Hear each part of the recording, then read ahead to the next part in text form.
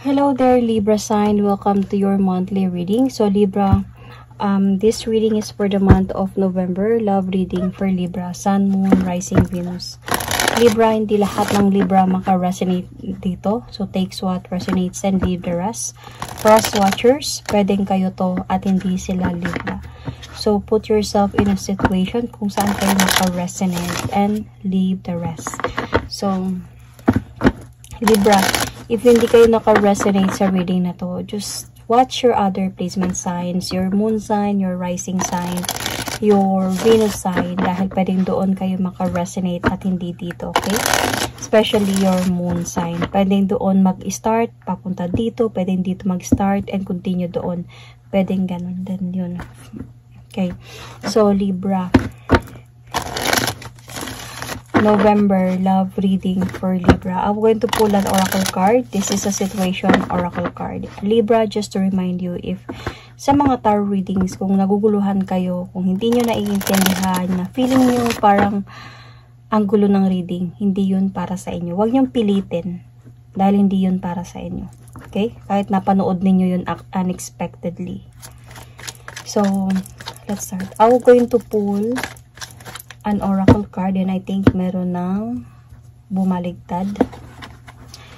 So focus, eyes for you, fascinate, watching. So merong nag-i-stalk sa'yo, Libra. So may nag-i-stalk sa'yo, might be social media. Definitely social media. So pwede din naman siya hindi. Kung parang minamanman ka lang kung saan ka pupunta, sa trabaho mo ba, chinecheck-check ka, dinadaan-daanan ka. So pwede din naman to sa social media, na laging ini-stalk ka, laging dinitignan yung mga videos mo, pictures mo, mga ganun. So, ano yung gustong sabihin ng taong ito? Na laging nasayo yung kanyang mga mata. Nagaganda kasi yung mga Libra, kaya ganun. Well, anak kasi ng Venus yung Libra. Venus is a planet of beauty and love and relationship. So, ano yung gusto niyang sabihin sa'yo?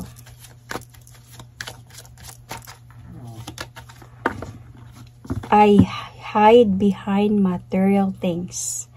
So, baka engkanto to, Libra. Joke lang. I hide behind material things. Siguro itong person na to, kilala mo na to siya, Libra. Ang feeling ko, kilala mo na to siya. And siguro, parang friends siguro kayo nito na or siya ba yung nakipag-friend sa'yo, and every time na you want something or you needed something, baka co-worker mo to, and every time na mumublema ka sa mga materials, sa mga gamit, mga ganyan, nandyan siya palagi, binibigyan ka niya or something. Well, let's just see, okay? Baka nakaraan nyo din to. Pwede din kasi tong nakaraan ninyo na itong person na to may pinili siyang iba dahil sa pera, dahil sa masyadong nakasupport sa kanya yung isa, binibigyan siya ng kung ano-ano, kaya parang mahal ka man niya, pero parang yun yung doon siya nagkakaroon ng madaming nagbibigay sa kanya ng mga napautang ba siya or what. Kaya doon siya, yun yung pinili niya. Kasi yun yung mga nakikita ko lang. Yun yung mga nararamdaman ko. Yun yung lumalabas sa isipan ko. Pero let's see. Through tarot cards, okay? Libra.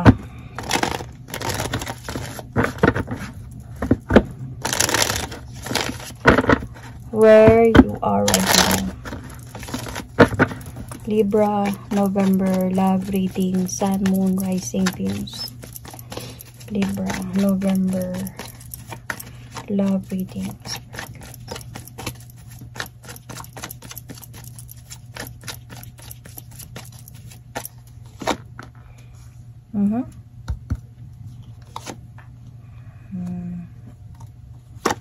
Hindi kayo nag-uusap nitong person na to. So, yun na nga. Etong person na to, yun na nga yung sinabi ko kanina. Na siguro itong person na to is already an ex. Na may pinili siyang iba dahil sa, kumbaga, may nakukuha siya doon sa isa. Pero, ikaw yung mahal niya. So, Libra, where you are right now, actually, nasa point ka ngayon of unsureness. Anong gagawin ko? Anong desisyon ang gagawin ko ngayon? So, feeling ko itong person na to, Libra, is parang may mga pinapaasa to siya sa'yo.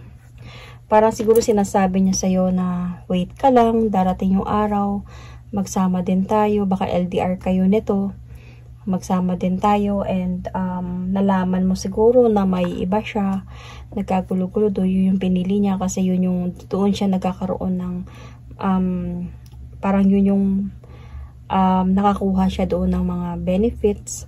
So, let's see.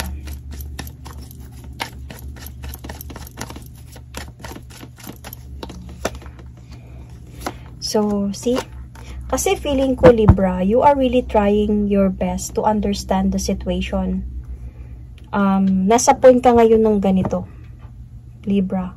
So, hindi pa siya actually ex. Hindi pa siya ex. Kayo pa, nitong person na to. Though, you are not talking right now because of, feeling ko, nasa point ka na ngayon ng nagka-question ka na sa mga nangyayari. Parang hindi mo na nagugustuhan. Nakakaramdam ka na parang unfair situation or something. Kasi may third party talaga na nai-involve dito sa relationship ninyo. Nakaramdam ka na kasi na parang unfair. Unfair na yung mga nangyayari sa akin na dapat ipa-prioritize ako pero nangyayari na ganito. And siya naman pinapaasa kanya na hayaan mo lang, walay din kami niyan, maayos din ang lahat, magsama din tayo, mga ganung mga bagay, whatever it is. Kaya ikaw naman, Libra, parang nagiging brave ka din dito na, sige, kaya pa to, baka hiwalayan niya talaga yon kasi, yun ang mahal mo naman talaga to, Libra. So, nasa point ngayon na, ano bang gagawin ko? Anong desisyon ng gagawin ko? So, may mga different options ka when in making decision pagdating sa relasyon ninyo, but then, hindi mo pa alam kung which decision really to choose. So, nag-aaway na kasi kayo nito eh.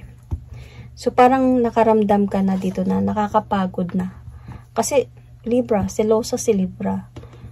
Hindi lahat ng Libra hindi selosa. Like, may Libra talagang selosa. Lalo na if your moon sign is Scorpio, Cancer, or Pisces. Kung selosa yan, mga Libra, ng ganyang klaseng Libra. Overthinker din si Libra because she is an earth sign, air signs. So, parang gumugulo na to sa isipan mo. Parang feeling mo hindi na tama to. Parang feeling mo, ang bigat na to para sa akin. Ang unfair na. So, ano yung challenge ngayon? Is, paano kayo makapag-usap ng person na to? Could be, or ng maayos. Could be, let's clarify this challenge na meron ka.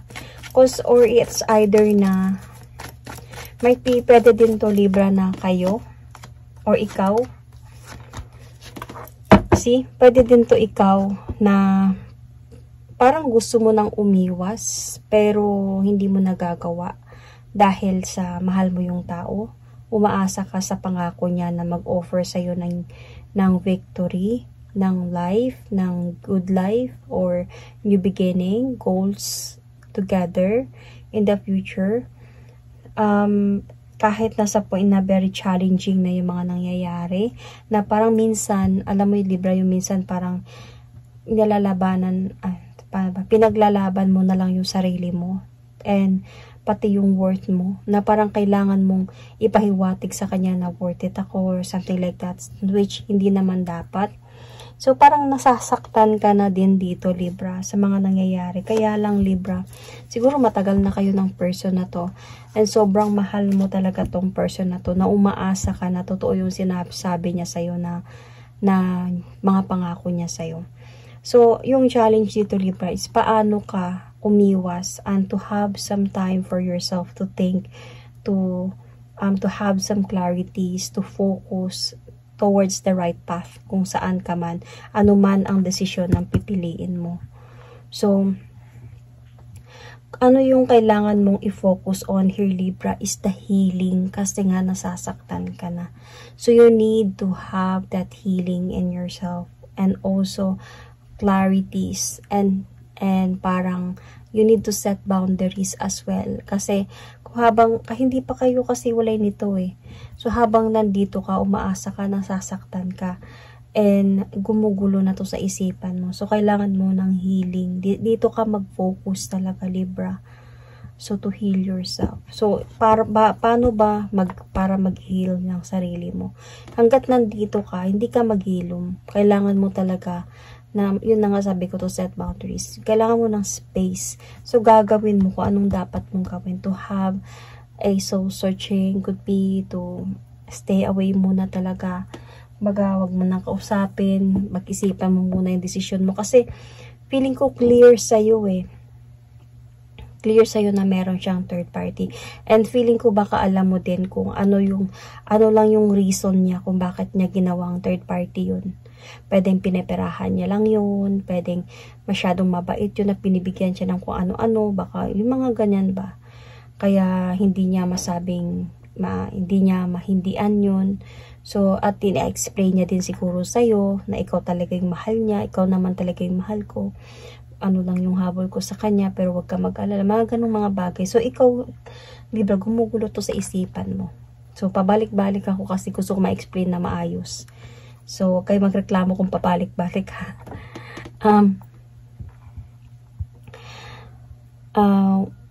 Your past kasi dito, may cheating talaga. Honestly, alam mo to. Niloloko ka talaga ng person na to, Libra. Even before pa. Hindi naman to first time ata eh. Itong person na kung saan siya nagtatago sa material things right now. I think hindi to siya first time na ginawa niya. And parang as a point na din na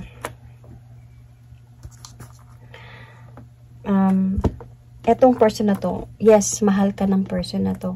Kumbaga, etong person na to, nakafocus siya. Sabi nga dito, eyes for you, fascinated and watching you. So, kumbaga, kahit na hindi ka makagawa, hindi ka nagkakaroon ng freedom sa mga gusto mong gawin kasi nandyan siya. Feeling ko, with this eyes kasi, hindi to parang in a way na positive eyes, or as you can see, kung ikaw yung makakatutok dito, matatakot ka, feeling mo something na nakatakot na tingin, 'di ba? So meron din yung meaning kung bakit tingnan mo yung mga stems, para mga ugat-ugat na dark and na eyes. Ibig sabihin kasi, could be para sa akin, ibig sabihin nitong oracle card na to is lagi kanyang minamasdan. And kumbaga, sa bawat galaw mo nagseselo siya. Meron parang, may nakikita ko dito na parang hino-hold ka or feeling mo nasasakal ka kasi gusto niya hinawakan niya yung relasyon ninyo, ayaw kanyang makausap ng ibang lalaki, ayaw niya yung naglalike ka sa mga ibang lalaki, ayaw niya makipag-friends ka ng lalaki, seloso in a way, but then siya naman may ginagawa siyang mali sa'yo na nagpakalinis-linis siya ng ganyan. So, kumbaga, siya, selfish in a way. Ayaw niyang mapunta ka sa iba, pero siya meron siyang iba. Parang ganun. So, noon pa ganun na yung nangyayari. Ang problema lang kasi, Libra, dito, lagi niyang hindi naman pinapatunayan. Hindi naman na word na patunayan. Lagi niyang sinasabi sa'yo na mahal ka niya. Na mahal kita. You might be dealing with an Aries kasi nandito din yung Aries cards. So, parang mahal kita, ayaw kitang mawala. Pero sobrang seloso kasi nito. And sobrang nagmamasid siya sa'yo. Sobrang ina-unfriend niya yung lahat ng mga lalaking friends mo sa might be Facebook or anything like that. So, always na feeling mo nakatuon lang siya, nakatitig lang siya, naka-stalk lang siya sa mga ginagawa mo. And yet, pag ikaw yung magreklamo, ang dami niyang alibis in a way. So, noon pa lang, may mga lies na talaga tong person na to. Tumatagal na lang kayo ng ganito.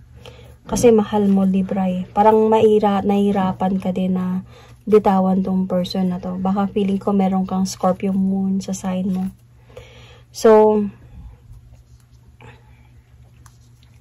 Libra, saan ka humuhugot ngayon ng lakas ng loob? Your strength right now is sa, I think sa parang sa clarity or sa katotohanan.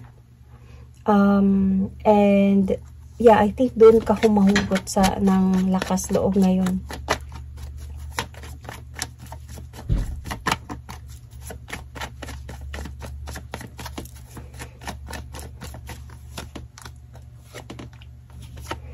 Kasi, Libra, pagod ka na talaga ngayon Pagod ka na.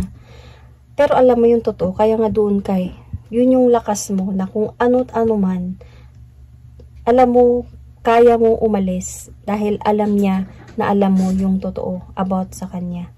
So, pagod ka na and feeling mo dahan-dahan na kayo nawasak dalawa.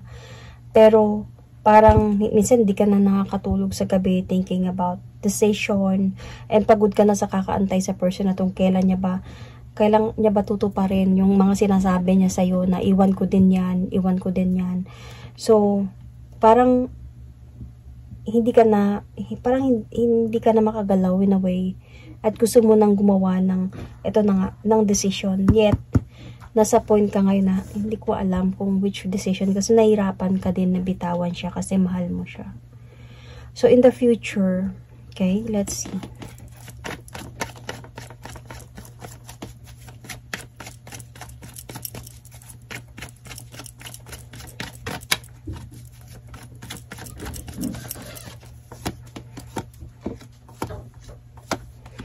In the future, feeling ko sa inyo, Libra, may mangyayari sa inyo ditong tuluyan talagang mawasak itong pagsasama ninyong dalawa ng person na to. Pero babalik pa din siya sa'yo. Babalik pa din siya.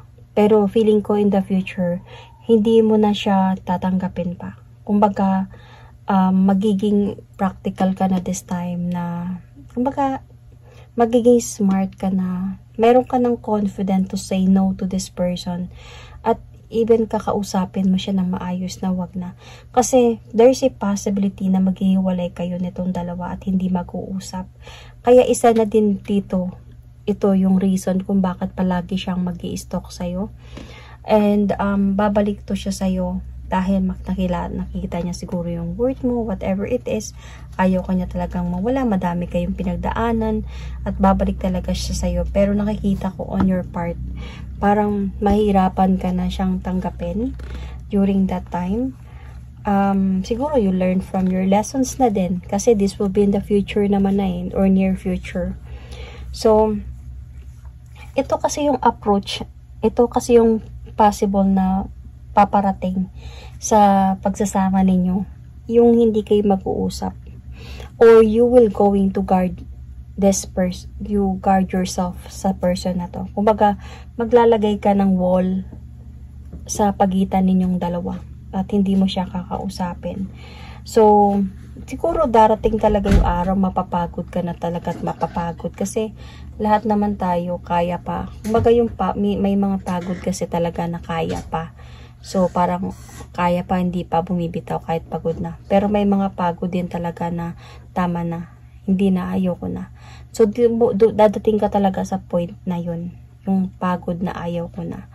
So, ikaw na mismo yung parang maglalagay ng wall sa pagitan ninyong dalawa.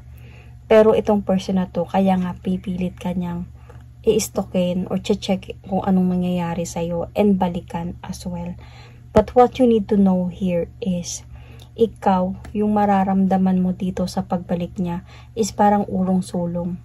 Parang gusto mo na talaga na umalis at hindi na babalik pa. Pero mahal mo siya, minsan naiisip mo siya, namimiss mo siya, kaya parang feeling mo din minsan, gusto kong bumalik, ay baka maayos pa to, baka this time around, tutuparin niya na yung pangako niya sa akin, mga ganong mga bagay.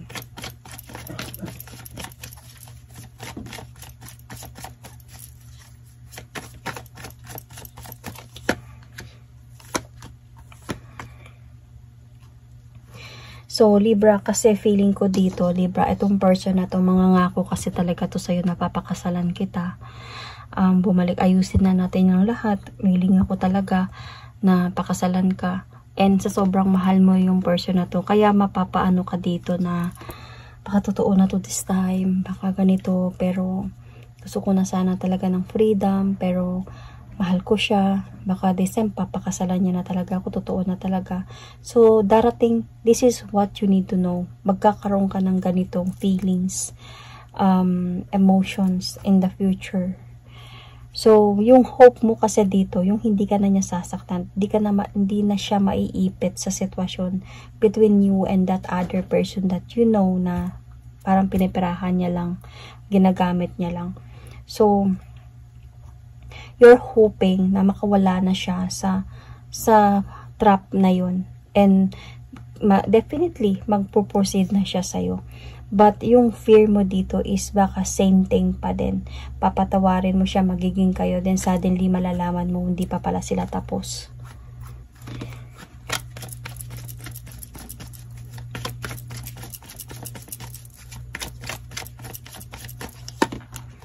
See? So, parang nakikita ko dito, Libra, magiging fear mo na din kasi to eh. Magiging fear mo na din kasi to. Kaya, there's a possibility kasi na itong person na to, kahit pa siguro na babalik siya sa'yo, parang feeling ko, you will going to move, to walk away emotionally from this. The cycle, your cycle, ikaw, kayo ng person na to, ma-end din, mapuputol, to have some changes. So, Libra, hindi to madali para sa'yo kasi mamimiss mo talaga tong person na to. But with your knowing kung ano yung katotohanan dito, kasi ito yung strength mo eh, yung the truth. So, with your knowing na alam mo kung ano nangyayari, hindi ka inosente sa mga nangyayari. So, ikaw na mismo ang mag-decide dito to let go. So, in the potential future kasi dito, mag-move forward ka. Mag-move on ka. Magiging single ka actually. Mag-move forward ka, Libra. So, good for you actually. So, I see a sign here. Aries, as I said. Virgo is also here. Taurus is also here. Aquarius. Aries, Sagittarius, Leo, Capricorn, or you might have Capricorn in your chart or Scorpio in your chart. Ano pa ba? Leo, yeah. Sun, Moon, Rising, Venus. Libra, that is my reading for you. Thank you and God bless.